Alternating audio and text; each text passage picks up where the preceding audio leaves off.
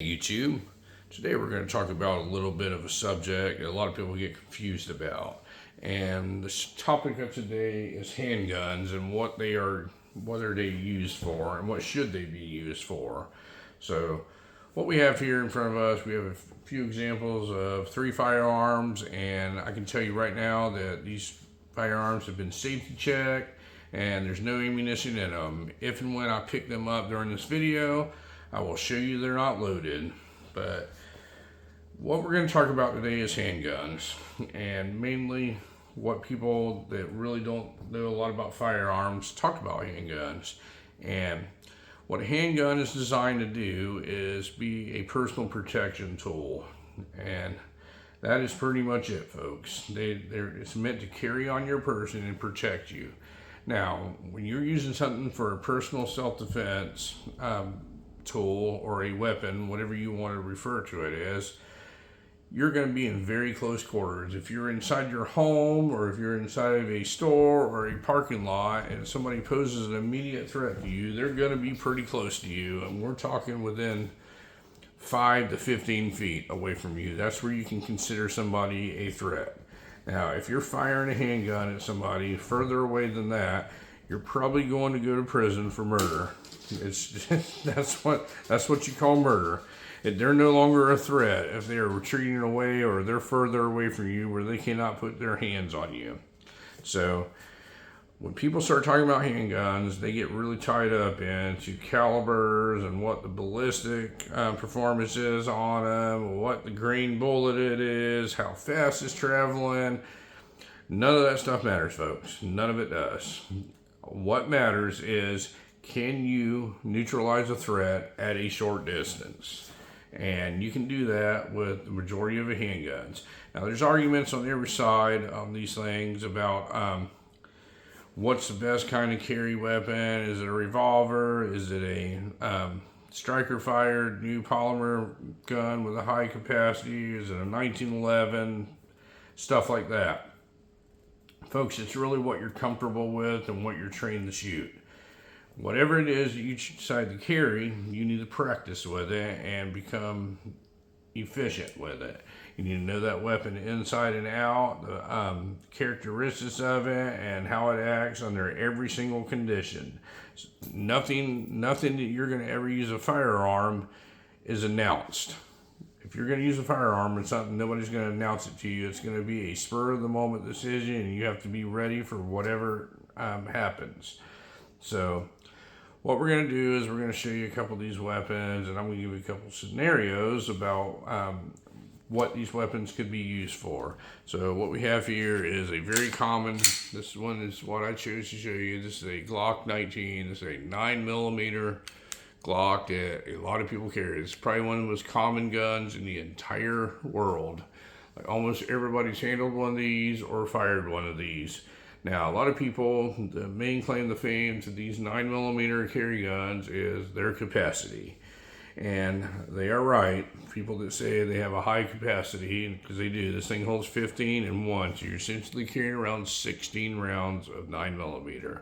Now, do you need 16 rounds of 9mm? You probably don't. You probably don't need 16 rounds of anything. Now, you got to understand, when you're under stress, it's a lot different than when you're going to an air-conditioned indoor shooting range and you're shooting at a paper target. You can literally hit right where you want every single time under no stress situations. But you got to allow for mistakes when there's a stressful situation, and that's why having more than one round really counts then. But do you need 15 rounds? You probably don't.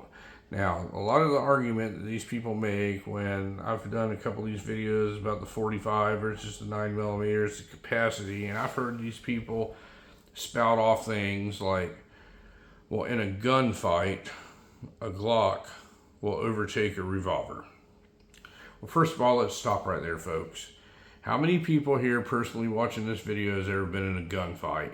And I bet the ones that answer yes either have law enforcement background in their background or they have military in their background, because nobody gets in gunfights out on the street. And if you're going somewhere where there's a possibility that you could get into a gunfight, you might want to rethink where you're going and not go there.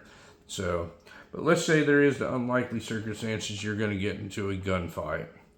Well, folks, I'm going to tell you, this handgun was only meant to get you to your rifle.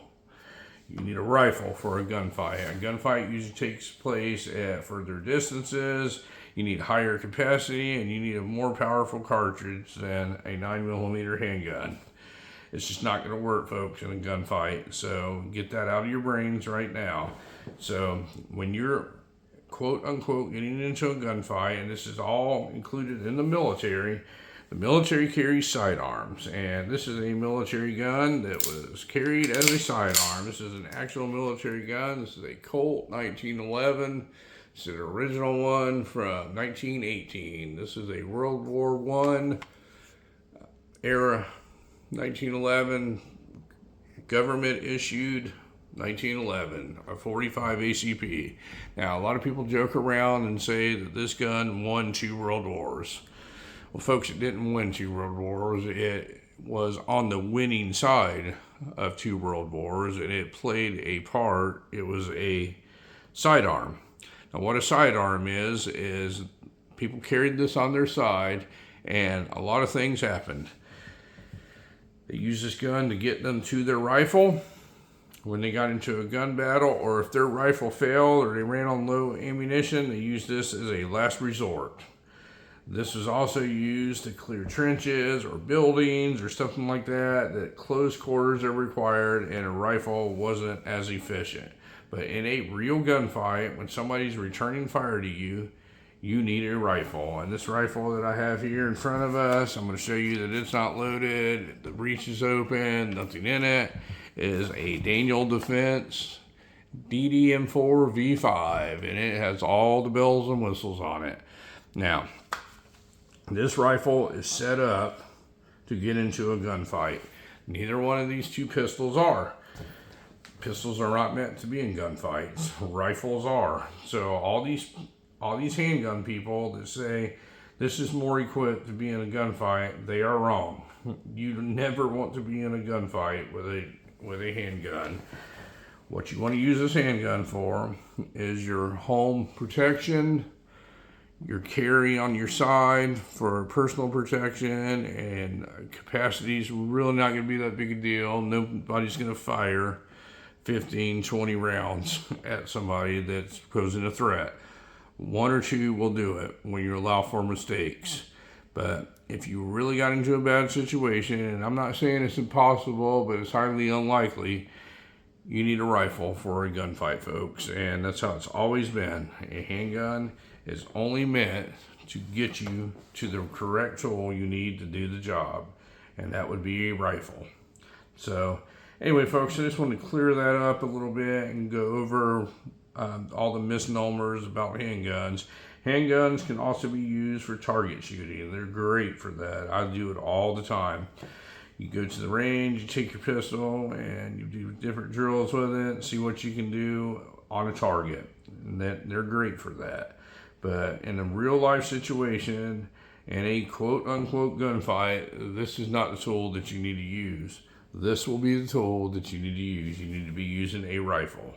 So if you have any questions on any of this, folks, feel free to ask. I'm not an expert on gunfights or any of these scenarios, but I know enough to be dangerous. And thank you very much for watching my video today, and you folks have a great day.